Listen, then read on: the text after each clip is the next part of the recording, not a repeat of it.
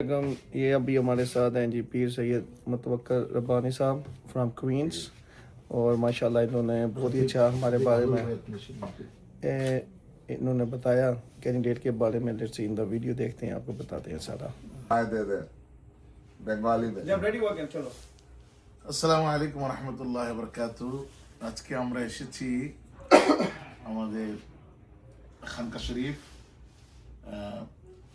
খানকা চিশতিয়া, এই কাসেমিয়া, এখানে কুইন্সের ফার্স্ট ডিস্ট্রিক্ট। এখানে আছেন আমার খলিফা कासिम मजीद चिश्ती, ये बाबा फरीद गंज शकर रहमतुल्लाह अलैह के दरबार की उनके औलाद में से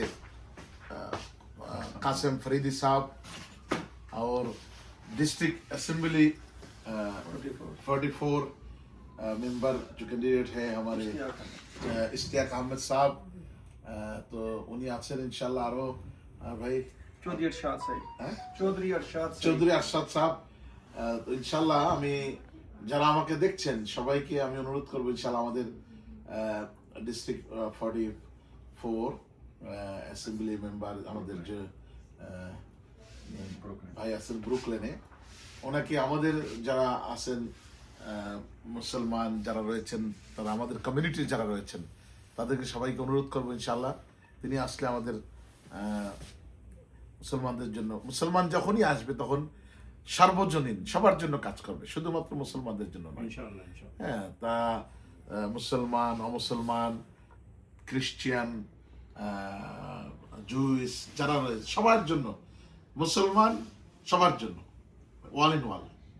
তো তো আমি অনুরোধ করবো ইনশাল্লাহ যে আল্লাহ যেমন গফুরুর রহিম, আল্লাহ রহমান আর দুনিয়া ও রাহিম আল আখিরা, তিনি রহমান নামের উসিলায় দুনিয়ার সবাইকে তিনি তরাই নিচ্ছেন।